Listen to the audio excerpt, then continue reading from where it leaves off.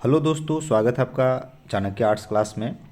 तो आज हम शुरू करते हैं हिस्ट्री चैप्टर 1। आपका ये दूसरा पार्ट होगा। कौन सा पार्ट होगा? सेकंड पार्ट होगा। फर्स्ट पार्ट मैंने अपलोड कर दिया, आप जाकर देख लेंगे।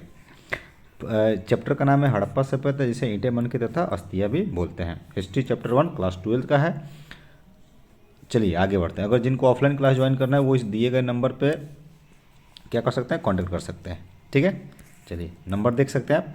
मेरा जो स्थान है वो है चंदमारी चौक, रेलवे गुमटी के पास, मोतिहारी। हमने 3 नंबर क्वेश्चन तक देखा था। टॉपिक तीसरा देखा था कि हड़प्पा सभ्यता की खोज की कहानी कैसे शुरू हुई थी। ठीक है, तो पिछले क्लास में बताया था कि जो 2 भाई थे जिनका नाम था जॉन ब्रांटन और विलियम ब्रांटन के द्वारा की गई थी। ठीक है ना, चलिएगा यहाँ से आते हैं। आप देखेंगे जो 4th नंबर है गलती से थोड़ा डाला गया, नंबरिंग में मिस्टेक हो गया। ठीक है ना, देखेंगे बताया गया कि हड़प्पा सभ्यता के विस्तार और इसके काल के बारे में बताना है कि हड़प्पा सभ्यता का विस्तार कहाँ से कहाँ तक था, कितना लाख वर्ग किलोमीटर में था और इसका काल का निर्धारण क्या है। तो देखेंगे बताया गया कि हड़प्पा सभ्यता कैसा क्षेत्र में फैला हुआ था। हड़प्पा सभ्यता त्रिभुजाकार क्षेत्र में फैला हुआ था, जिसका क्षेत्रफल कितना बताया गया है। तो बताया गया कि इसका जो क्षेत्रफल था विद्वानों ने 12,99,600 वर्ग किलोमीटर बताया है। यह सभ्यता उत्तर से लेकर दक्षिण में नर्मदा नदी के तट तक एवं पश्चिम से लेकर उत्तर पूर्व में मेरठ तक फैली हुई थी। इस सभ्यता का क्षेत्रफल मिस्र की सभ्यता से 20 गुना तथा मेसोपोटामिया की सभ्यता और मिस्र की सभ्यता से 12 गुना थी। ठीक है, इसके काल का निर्धारण को लेकर अनेक इतिहासकारों ने अपना अपना क्या रखा है, मत रखा है, यानी कि विचार रखा है।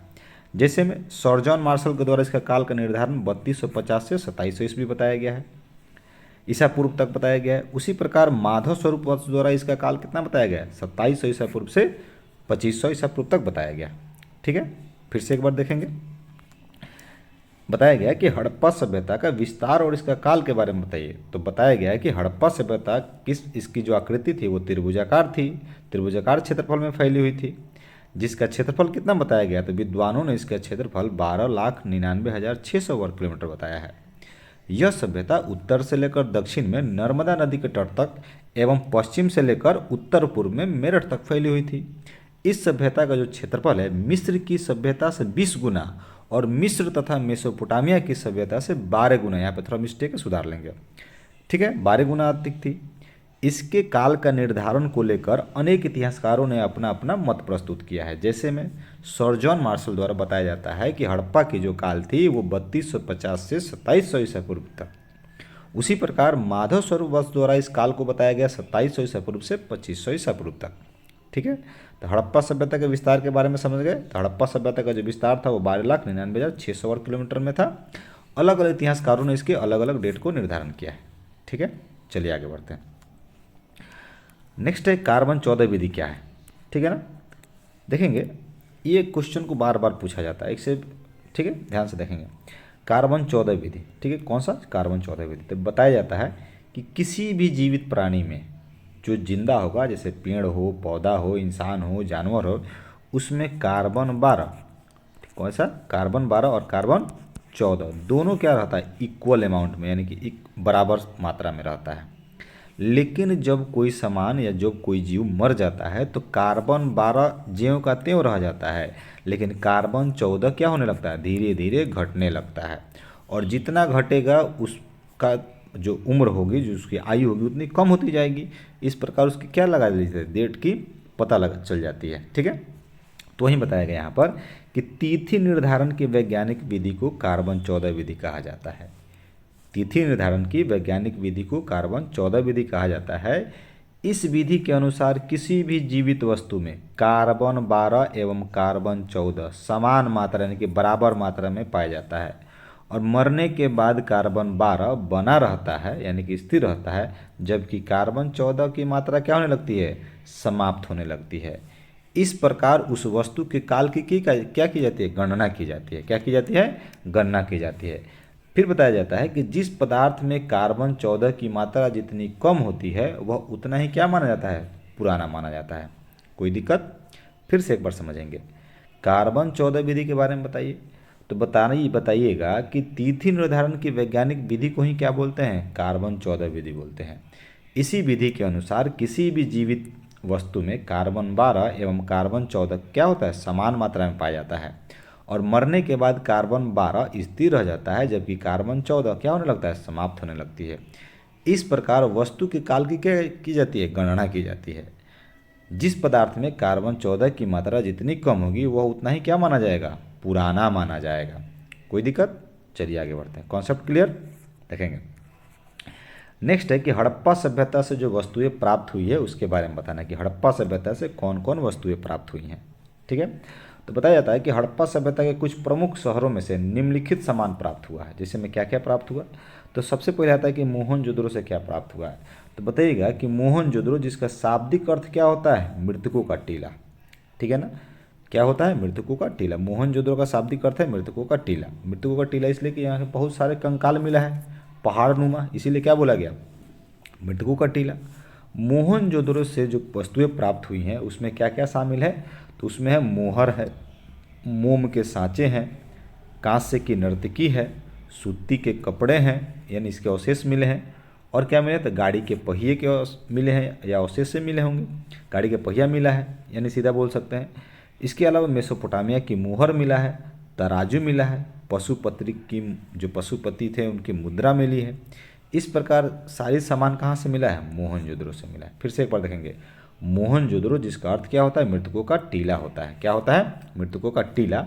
वहाँ से क्या क्या मिला है, तो वहाँ से मिला है मोहर, मोम के सांचे, कांसे की नर्तकी, सूती के कपड़े के अवशेष, गाड़ी के पहिए, मेसोपोटामिया की मोहरें और तराजू, पशुपति की मुद्रा इत्यादि वहाँ से मिला है।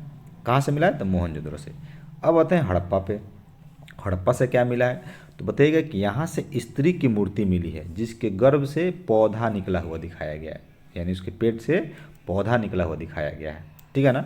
इसके अलावा ठोस पहिए वाली गाड़ी मिली है, बैलगाड़ी, लकड़ी का हल मिला है, तांबे के मुहरे मिले हैं, जौ, गेहूं की भूसी, मटर एवं तिल की खेती के भी क्या मिले हैं, प्रमाण मिले हैं। ठीक है ना। और चित्र वाली क्या मिला है, मुद्रा मिली है।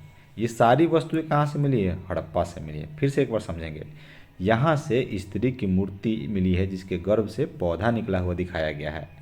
इसके अलावा ठोस की पहिए माने ठोस पहिए वाली गाड़ी मिली है, लकड़ी का हल मिला है, तांबे की मोहरें मिली हैं, जौ मिला है, गेहूं की भूसी मिली है, मटर एवं तिल की खेती के प्रमाण मिले हैं, और क्या मिले हैं, चित्र वाली मुद्रा मिली है। ये सारी चीज़ें कहाँ से मिली है, हड़प्पा से मिली है। ठीक है, आगे बढ़ते हैं। नेक्स्ट आता है चंदहुदड़ो। यहाँ से क्या मिला है, तो बताइएगा कि चंदहुदड़ो से मनके बनाने के कारखाने मिले हैं। ठीक है ना, क्या मिले हैं, मनके मतलब माला जो मोती वाली होती थी वो वाला, मनके बनाने के कारखाने मिले हैं। अलंकृत हाथी यानी कि सजाई गई हाथी मिला है, यानी कि उसका खिलौना मिला है। लिपस्टिक मिला है, यानी कि वहाँ के लोग क्या लगाते थे, माने महिलाएं लिपस्टिक का प्रयोग करती थी। तराजू एवं बैलगाड़ी भी मिला है। क्या क्या मिला है चंदहुदड़ो से, तब मनके बनाने के कारखाने, अलंकृत हाथी मिला है, लिपस्टिक मिला है, तराजू एवं बैलगाड़ी आदि के साक्ष्य मिले हैं। कहाँ से, तो चंदहुदड़ो से। ठीक है। लूथल से क्या मिला है, यहाँ से फारस की मोहरें मिली हैं जिससे पता चलता है कि विदेशों से व्यापार होता होगा। धान एवं बाजरे की खेती के प्रमाण मिले हैं। आटा पीसने वाली चक्की मिले हैं, कुत्ते की मूर्ति मिली है, बकरी की हड्डियाँ आदि के क्या मिलते हैं, प्रमाण मिलते हैं। ये सब चीज़ कहाँ से मिलता है, लूथल से मिलता है। फिर से एक बार देखेंगे, लूथल से क्या मिला है, तो यहाँ से फारस की मुहर, धान एवं बाजरे की खेती के प्रमाण, आटे पीसने वाली चक्की, कुत्ते की मूर्ति, बकरी की हड्डियाँ आदि के प्रमाण मिले हैं। इसके बाद आता है कालीबंगान। ठीक है ना। कालीबंगान से क्या मिला, तो देखेंगे, कालीबंगान से बताया था यहाँ से अग्निकुंड मिला है। अग्निकुंड यानी कि हवन किया जाता होगा। बेलनकार मोहरे, बेलनकार कैसी होती है, तो बेलना आप देखें रोटी पकाने वाली जो बेलन होती है इधर से निकला होता है वो बेलनकार मोहरे मिली है। तांबे के बैल की मूर्ति मिली है। नक्काशीदार यानी कि डिजाइनदार, जैसे ईंट हो गया इस पर कुछ ना कुछ डिजाइन किया गया होगा इसलिए क्या बताया गया है, नक्काशीदार ईंट मिला है। ठीक है ना। हल से जोते गए खेत के साक्ष्य मिले हैं। यानी ये सारे के सारा चीज़ कहाँ से मिला, कालीबंगा से मिला। अगर आपसे पूछा जाए कि अग्निकुंड के साक्ष्य कहाँ से मिले, तो कालीबंगा से। बेलनकार मोहरें कहाँ से मिली, कालीबंगा से। नक्काशीदार ईंटें कहाँ से मिली, कालीबंगा से। जोते गए खेत के साक्ष्य कहाँ से मिला, तो कालीबंगा से। कोई दिक्कत, कोई दिक्कत नहीं। आशा कर रहा हूँ कि सबसे अच्छा मतलब बहुत अच्छा से समझ में आ रहा होगा। ठीक है, आगे बढ़ते हैं। इसके अलावा है बनवाली से क्या मिला है, तो बताया गया है कि बनवाली यहाँ से गोलाकार अंगूठियाँ मिली है। कैसी गोलाकार अंगूठियाँ मिली है। नाक एवं कान की बालियाँ मिली है, मछली पकड़ने का कांटा मिला है एवं मिट्टी से बने खिलौने भी मिले हैं।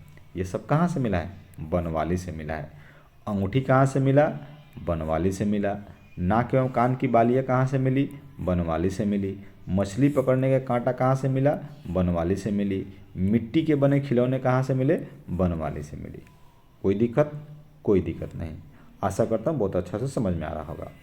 नेक्स्ट पे आते हैं कि हड़प्पा एवं बताया गया कि हड़प्पा सभ्यता एवं भारतीय पुरातत्व सर्वेक्षण डायरेक्टर जनरल के बारे में बताइए कि जो हड़प्पा में पुरातात्विक सर्वेक्षण के जो लोग थे वो कौन कौन से थे। तो दो लोग थे, एक का नाम है एक कनिंघम जिनका नाम था पूरा अलेक्जेंडर कनिंघम, और दूसरा कौन थे, सर जॉन मार्शल। ठीक है, तो बताएगा, ध्यान से सुनिएगा। देखिएगा, वीडियो को ध्यान से सुनेंगे तो आपको एकदम डायरेक्ट याद हो जाएगा। ठीक है ना। आगे बढ़ते हैं। हड़प्पा सभ्यता एवं भारतीय पुरातत्व सर्वेक्षण डायरेक्टर के बारे में बताना है। तो बताइएगा कि भारतीय पुरातत्व सर्वेक्षण के डायरेक्टर के नाम कुछ इस प्रकार हैं। तो किस प्रकार हैं, तो पहले का नाम आता है अलेक्जेंडर कनिंघम। बताया जाता है कि भारतीय पुरातत्व सर्वेक्षण विभाग के प्रथम डायरेक्टर जनरल कौन थे, अलेक्जेंडर कनिंघम थे। फिर बताया गया कि आरंभिक वस्तुओं की जानकारी के लिए उन्होंने चीनी यात्रियों के लेखों का क्या किया, अध्ययन किया। अब जरा सोचिए कि जिस देश को आप खोजने जा रहे हैं और जस्ट उसके विपरीत किसी देश को अध्ययन करेंगे तो क्या उस देश के बारे में जानकारी प्राप्त होगी, नहीं होगी। इसलिए इन्हें क्या मिला, सफलता नहीं मिली थी। ठीक है ना, क्योंकि चीन का अध्ययन करके भारत की खुदाई करने चले थे, तो कैसे मिलेगा। इसके अलावा बताया गया कनिंघम को बताया था कि कनिंघम की जो रुचि थी वो सांस्कृतिक महत्व के अवशेष को खोजने में क्या थी, बहुत अधिक थी। इसलिए क्या किया उन्होंने, अलग अलग देशों में जाकर पुरातात्विक उत्खनन करवाते थे। ठीक है ना। फिर से सुनेंगे, अलेक्जेंडर कनिंघम थे, इनको क्या बताया था, भारतीय पुरातत्व सर्वेक्षण विभाग को प्रथम डायरेक्टर बनाया गया था, इसलिए डायरेक्टर जनरल थे ये। फिर बताया गया कि भारत की जो आरंभिक वस्तुओं की जो जानकारी मिलती है वो मैंने खोजने के लिए ये किसके अध्ययन किए थे, किस देश का अध्ययन किए थे, तो भारत को जानने के लिए चीन की यात्रियों का अध्ययन कर दिया इन्होंने। तो सफलता मिलेगी, नहीं मिलेगी। लेकिन ये जो थे कनिंघम महोदय, ये किसी भी देश की सांस्कृतिक महत्व को जानने के लिए या खोजने के लिए काफ़ी उत्सुक रहते थे। ठीक है। इसके बाद जो भारत के अगले जनरल बने वो कौन बने, सर जॉन मार्शल या जॉन मार्शल सीधे बोल सकते हैं। इनके द्वारा बताया गया है कि जॉन मार्शल ने 1924 में भारतीय पुरातत्व सर्वेक्षण विभाग के डायरेक्टर के रूप में, जिस समय ये डायरेक्टर थे उस समय पूरे विश्व के सामने एक साक्ष्य प्रस्तुत किया कि हमको क्या मिला है, सिंधु घाटी सभ्यता की खोज की है हमने। ठीक है ना, और दुनिया के सामने घोषणा कर दिया, कब, 1924 में।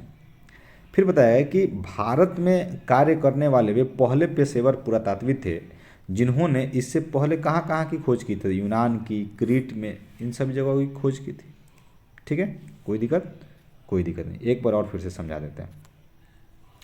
भारतीय पुरातत्व सर्वेक्षण के डायरेक्टरों के नाम इस प्रकार है। पहले का कौन आता है, अलेक्जेंडर कनिंघम। दूसरे का आते हैं सर जॉन मार्शल। कनिंघम के बारे में क्या बताया था, तो भारतीय पुरातत्व सर्वेक्षण विभाग के इनको प्रथम डायरेक्टर जनरल बताया जाता है। इन्होंने भारत की खोज करने के लिए किस देश की यात्रियों के ग्रंथों को पढ़ा था, तो चीनी यात्रियों के ग्रंथ का अध्ययन कर दिया, लेकिन उनको सफलता नहीं मिली। फिर भी बताया जाता है कि कनिंघम की जो रुचि थी वो किसी भी देश की सांस्कृतिक महत्व को जानने में या अवशेषों को खोजने में काफ़ी अधिक थी। ठीक है। इसके बाद आते हैं सर जॉन मार्शल। इन्होंने क्या किया, तो 1924 में भारतीय पुरातत्व सर्वेक्षण विभाग के डायरेक्टर के रूप में इन्होंने दुनिया के सामने एक प्रस्तुत किया कि हमको क्या मिला है, और सभ्यता मिली है जिस सभ्यता का नाम है सिंधु घाटी सभ्यता। हमने उसकी क्या की, खोज की। और भारत में कार्य करने वाले वे पहले पेशेवर पुरातात्विक थे जिन्होंने और भी अनेक देशों में क्या किया था, काम किया था। इसने कहाँ कहाँ काम किया था, तो यूनान में काम किया था, क्रीट में काम किया था। याद रखेंगे क्रीट कोई सभ्यता नहीं थी। ठीक है ना, एग्जाम में ऑब्जेक्टिव में पूछता है। ठीक है, चलिए, आशा करता हूँ कि आपको वीडियो अच्छा से समझ में आ रहा होगा। वीडियो को यहीं तक स्टॉप करते हैं क्योंकि बहुत लंबा हो जाएगा। ठीक है, धन्यवाद।